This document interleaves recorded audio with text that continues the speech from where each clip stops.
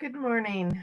It's 5 a.m. on Monday morning, and I woke up, I don't know, probably had to be easily 1 o'clock, 2:30. Finally was up about 3 and thought, okay, I'm good, I'm up, let's get going. So, why am I up so early and what's going on with the universe? Well, if you're struggling with the thoughts like I am something more that we talked about yesterday, then you know that one of the ways to start dealing with our world is to start kind of looking over and saying, "Hey, you know what? I'm here. I'm supposed to be making a difference." And part of that difference is shifting yourself.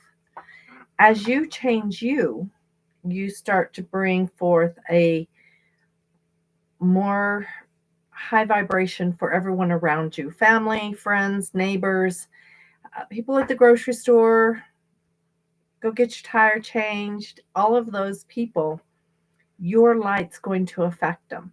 So, do you use that light in a negative way? Or do you use it in a kind, gentle way? Or are you just letting it shine? Um, we should be using it in a gentle way and just letting it shine both. A lot of people don't understand they we should love unconditionally. Well, that's true. We should. We should with everyone. And once we do, it's called universal love. A lot of things that we have going on and how we start to manifest our reality is by the choices we make. Sometimes that's bringing in someone who is, oh, probably less than we want them to be. Um, we think, oh, this is magnificent. This person's wonderful. They see things, everything the way I do. We've made such a connection. We run out and we have this great relationship. And during the honeymoon stage, it's marvelous. And then our idiosyncrasies start to come up. And what ends up happening is that your triggers, what bothers you, they'll start doing, and you'll start doing their triggers, and you start seeing things that you need to look at for yourself. I had that beautiful experience where I had that struggle. What am I doing? How am I doing it? Who should I be doing this with? I was ready to commit to a full relationship. And it had been some time. I had gone through my mother's deathing experience and really was going through the grief and thought, really need to take a step back and see what my mother's death meant to me. And I did. And when I started manifesting that next step, I said, I want somebody I can bring healing to and who can bring healing to me. And the things that we want to do together that we can bring healing to each other. And I manifested that perfect person. What does that generally mean? Well, that means that I was very blessed with that relationship that gave me what I needed to see where I had gotten broken as a child. And I started working on myself. And I thought, whoa, he is so much like my parents. And I thought, this is the one key that I had missed. And of course, we use the mirror image. What you see in me is also in you. What you see in others is also in you. And what you see in you is also in you. Everything is you. So, this is the one time the ego gets to be used for its best expression. Um, Putting aside, going, wow, I see all these magnificent things. That's what attracted you to each other. And so you saw all the greatness that's really in you, in them, and then reality, or our version of it, I should say, because is it really real? Is it something we make up and manifest so that we can see who we are in a different way? That's my guess. We struggle to understand that when we love unconditionally, like I love my Max. Max is like Magnificent Max the Magnificent. Mystic Max the Magnificent. Sorry. It is a little early and I have been up a little, 4 hours. But Max goes in and he expresses every aspect of who I am.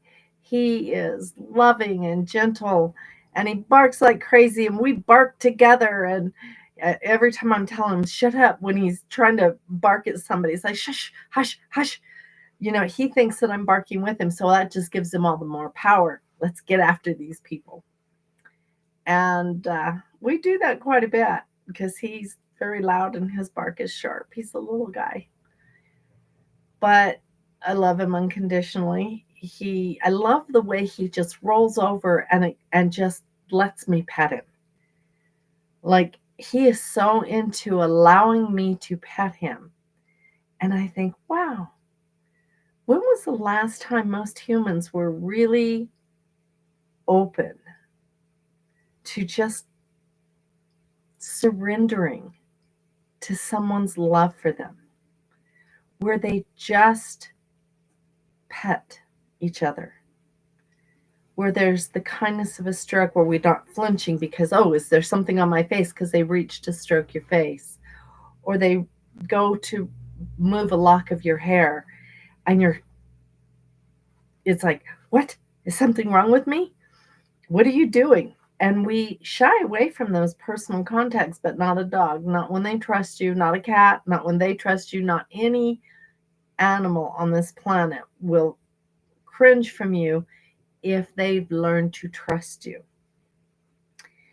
And that's unconditional love. They will give you everything.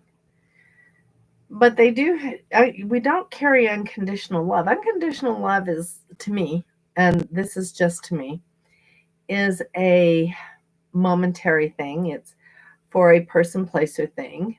It's for an animal. It's for our children. It's for all the ways that we express it. But when we have universal love, we have it for all humankind. And that's a little different story, isn't it? Because sometimes we're still angry over the things that our parents may have done to us, or the things that we perceive the neighbor has done, which was all in our agreement to heal. So if I wanted to heal self, lack of self worth, if I wanted to heal that aspect of me, then I would look for people who would keep poking or picking at that scab. People that were there with their beautiful hearts wide open, saying, let me pick that scab for you so you can really see what's at the base of this relationship that you're bringing forward, and why this is a reactionary issue that you have with yourself. Doing that allows us to uh, say, wait a minute, I am worthy. Wait a minute, I do deserve. And when you level up to that level, when you start recognizing that you deserve to be loved and to love someone like Max and I love each other, when you love and are willing to be loved that way, where you will just roll over and allow someone to make it comfortable for you to be in your skin, you know, skinny, fat, tall, short, pimply, clear skin, redhead, black hair, it doesn't matter. Whatever it is that we go in and we have that opportunity where that energy comes from, then we're acquiescing to a higher consciousness. We're moving forward. We're rolling over to what you might call prime creator or source, universal mind, God, what Allah, whatever name you want to put to that higher consciousness, that higher energy that says you are something more, and that you're worthy of that universal love that's complete surrender. So there's unconditional love, that you love somebody, someone. And when we love unconditionally, and we love our animals, and we love our people, and we surrender, we may want what's best for them, but we will step back to allow them to experience that, what they need to get to that level of awareness for themselves. We have to love someone enough to let them be loved and let them love others as they do themselves. And we encourage that. It's choosing love is the hardest thing, because it leaves you vulnerable, where you just roll over and let your belly be scratched. It's where you walk in peace, and that energy flows through you to experience the taste of good food, or the sounds that we hear, the traffic humming, the horns honking, and yeah, even the gunshots firing. I live in a town where they call it the worst state in the union, the most violent. And I walk around and I see nothing but beautiful people here. I don't see the crime rate that they are espousing, because that's not in my consciousness. I'm not looking for someone to come up and shoot me. That would be too easy. Gosh, I got shot. Get to go. See you later. No more paying bills. No more worried about taxes. I don't have those fears. I have learned by letting go that I am perfect right where I'm at. And it's been a hard time coming. It's, it's a story that we tell ourselves, but we all chose to be here at this time. We all chose to see us and help this shift. Carl Johan Kalaman wrote a book called The Ninth Wave. And I was very pleased that I got to hear him speak on this book, because it resonated with everything I knew. I call it the eighth ray, the ninth ray. He calls it the ninth wave. I mean, semantics, concepts, humanity. We use the words that we need to use so that people can hear us. And he's talking about this rise in consciousness. So the Mayan calendar was supposed to end, right? May, not May, somewhere in 2012. I say May 2012 because I don't know, because it's going to be May. I have no idea. Anyway, so the Mayan calendar says, oh, it's going to end. But that was the end of one level of consciousness. It wasn't the end of humanity. We're so used to living in fear that we predict doom all the time. It's like, if you don't do that, Uncle Sam's going to come get you. If you don't do this, the police are going to come get you. If you don't do this, your father, your mother, your brother, your sister, all of them are going to shun you. You're a bad person. And all of that is this patriarchal reinforcement of fear, so that we don't learn universal love, the willingness of acceptance and surrender to things better than us, the opportunity to grow in consciousness, where we get to see life in a better way. Um, I am so honored to be here at this time in my life. I used to really struggle with, why am I here? And it's all made clear. I mean, I've had everything that's being said for the last 5, 10 years. You're in the matrix. You're in the matrix. I thought when I was 14. I thought about when I was 10. This isn't reality. This isn't something. I remember thinking this when I was 3, and my mother spanked me and put me to bed. And I was like, she's not my boss. I don't live here anymore. I don't live here. I don't want to be here. And Spirit came in and said, but you do. And you've got a job to do. And I didn't understand that then. You're here for a reason. And you are, she is your boss for now. And I now understand I had to learn the hierarchy of things. I had to relearn that we're actually equal. A 3-year-old has as much wisdom as a 90-year-old guru. We just have to open up and listen. And our hearts are that way to get there. So I'm going to give you a little exercise. Everybody's like, oh, well, that's easier said than done. You went through this and you went through that and you had this trial by fire. And it's like, wait a minute.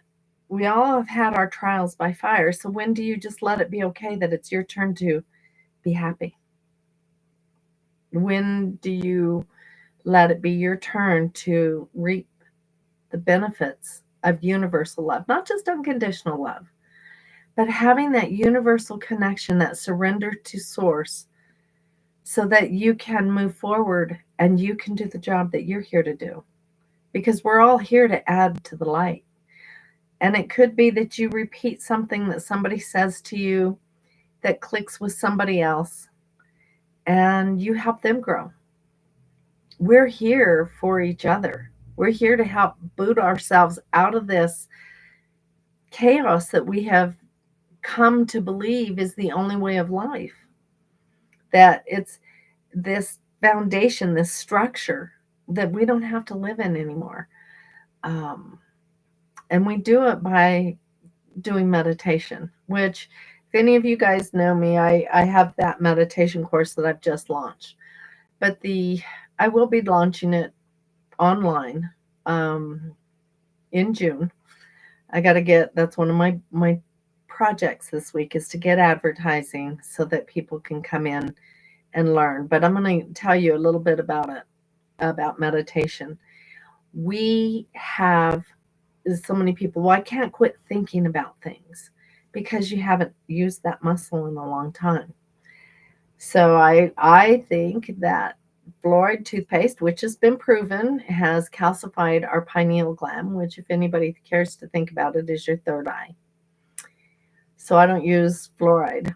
And I exercise my third eye by activating it and saying to myself, I am activating my third eye. I am creating an active receptive condition in my third eye.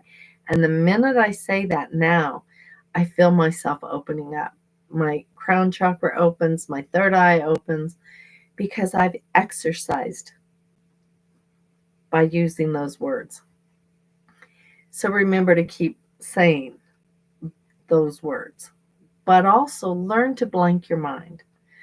And what I mean by that is take a coffee cup. You can turn it in if you just looked at, I can't even do that. Oh, there we go. If you just saw this whiteness and you just had the white in your mind and you saw it as a wall, a white energy, a whiteness, just stare at the whiteness. Yes, things are going to come in. You're going to think, oh, I forgot to put this on the grocery list. That's the monkey mind, okay, giving you something to do because you have made it your choice to keep your brain so active that it never shuts off.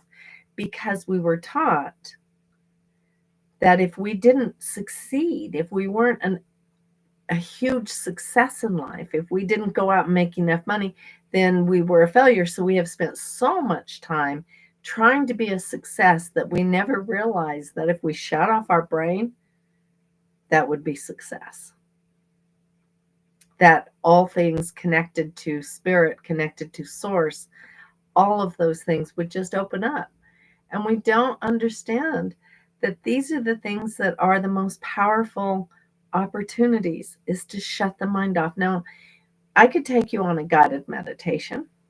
Sure, it's easy because I know places that I would like to see in my own mind's eye. So I would take you along with me. But that's taking you with me where I want you to go. So I'm controlling the destination and what you should feel. And that's not true meditation. True meditation is the act of actually shutting down and going into the nothingness. I love the nothingness. I don't have to think. Maybe sip of coffee. Hang on. So I don't have to think. I just have to feel. And so many people are so afraid of feeling that they make it way worse than it really is. So what I mean by that is um, people feel anxiety. Well, there's a quick thing when you're working on shutting off your brain. If you start to feel anxious, cover your left eye and look up, and that stops the anxiety. It's a neurological response to a trauma. One of the best things is to recognize that a trauma is there for a reason, and that's to get you to think. I'll talk more about how to work through some of this emotional stuff on another day, but for today, the goal is to know that it's okay not to think, not to have an answer, just to feel love. All of us knows how it is to feel love. So putting your hand on your heart, closing your mind, closing your eyes, and envisioning a white blank wall that doesn't have any texture. It doesn't have any decorations. There's no clock. There's no vines climbing. There's no grass underneath. There's no sky above. It's just this beautiful white wall. And in that white wall is your peace. And let yourself feel that gratitude. Every day you feel gratitude because you are alive. It doesn't matter. Oh, trust me, I have a fracture on T7. I've dislocated C1, C2. I've got L5 slipping over the top of S1. All of us have ouch somewhere in there. I couldn't hardly move my neck yesterday. So what did I do? I thought, well, the only one way to get my neck to move, and that's to move it. So I went out and cleaned the yard after I saw everybody for Easter. And it felt good to be in the sun, and it felt good to go out there and move and stretch. But it also felt good to be connected to earth. It felt good to see the grass grow and to just be out there and alive, because that's part of shutting the brain off, is just experiencing what it is to be alive. To be dead is probably just as good. Don't get me wrong, we're back in source, but everything that you're doing right now in this moment, and I'll repeat this. I say this to people constantly. There is no time in spirit. So the son that died almost 7 years ago is just being born. And now I'm dying.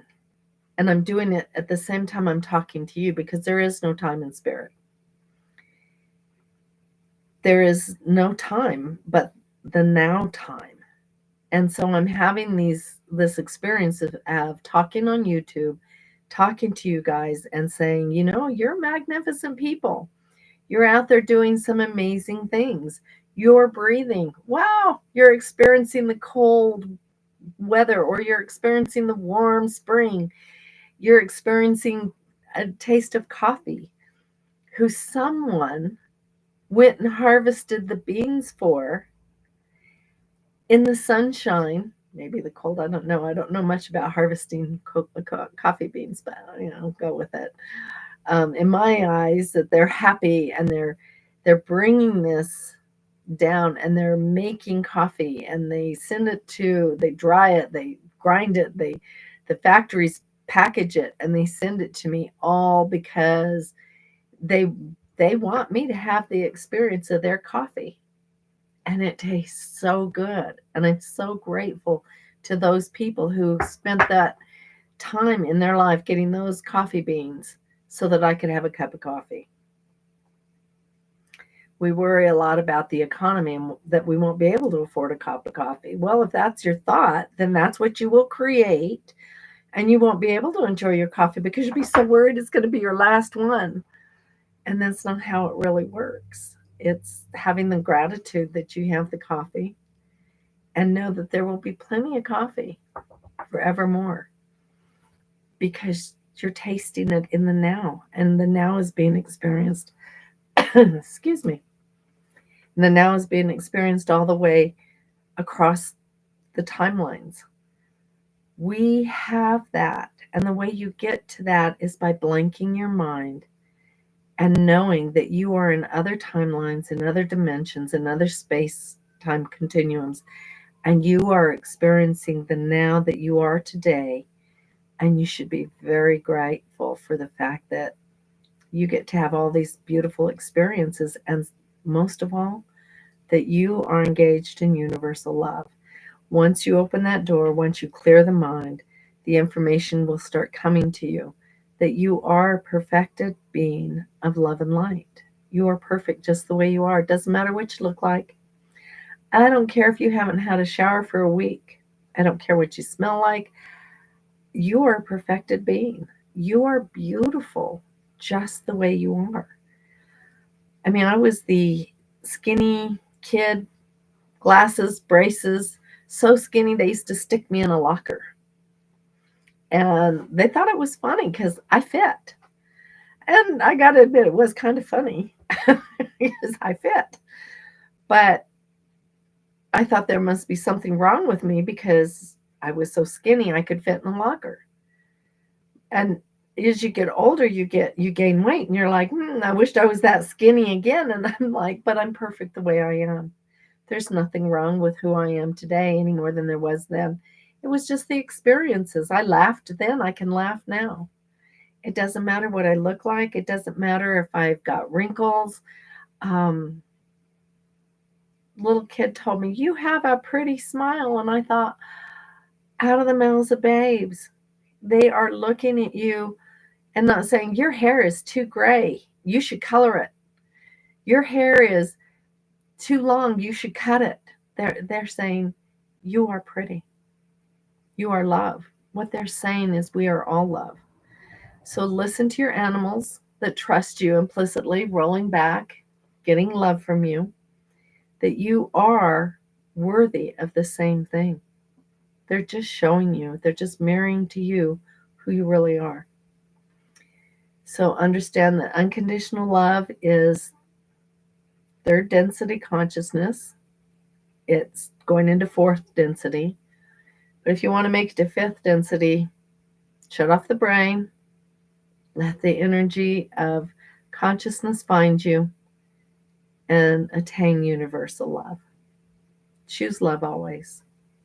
My heart to all of you. I bid you a good morning. I hope your day is as wonderful as you are, and we will talk soon. Bye for now.